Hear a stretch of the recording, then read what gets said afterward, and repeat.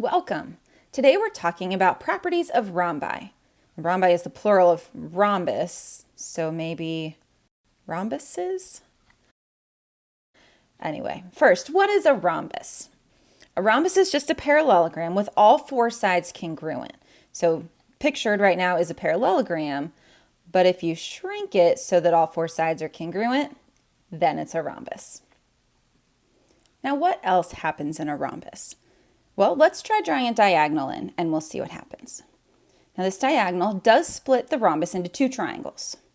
And since it's originally a parallelogram, we do have our opposite angles being congruent, but we do also have the two sets of sides in these triangles being congruent.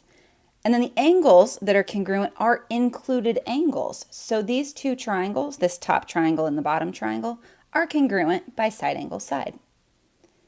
Since the triangles are congruent, we know that the corresponding parts are going to be congruent. So over here on the left, we have these two little angles, they're congruent. But if the diagonal is cutting that angle into two congruent angles, that means it's bisecting the interior angle. And the diagonal does bisect the other interior angle as well. Now this happens with both diagonals. So if we draw this other diagonal, guess what? Some congruent angles there also.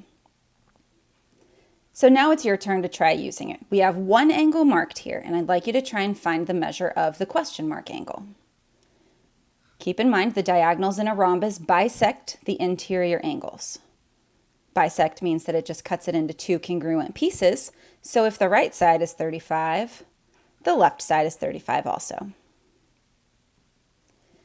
Now this one might seem a little trickier, but let's find the measure of this question mark angle.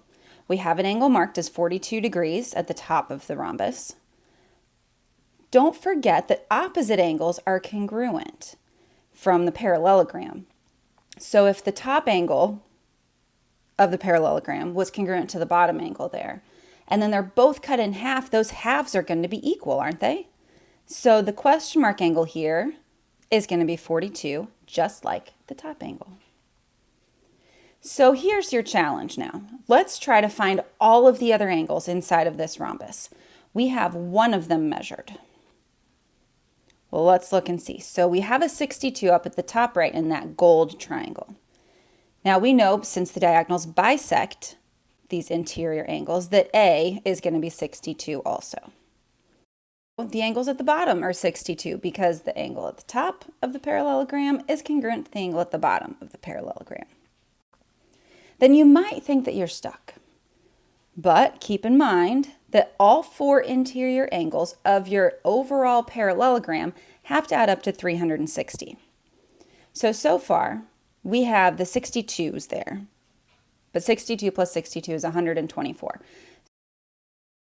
So the top angle is 124. We'll subtract that. Subtract the bottom angle for 124. Leaves us 112 degrees for the left and the right combined. Now those two have to be congruent, so if we just take 112 divided by 2, we have 56, but 56 is for the entire right side angle. It's not quite what we're looking for yet. We want just that little angle D in that gold triangle.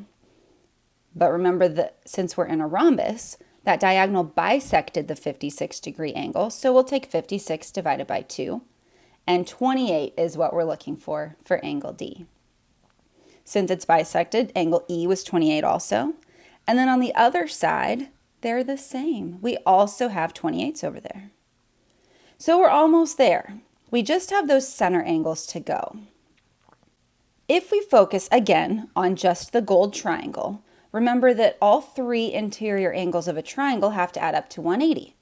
So we'll take 180 and subtract off the two angles that we know, the 62 and the 28, and it leaves us with 90. That means angle H, that third missing angle in our golden triangle, is a 90-degree angle.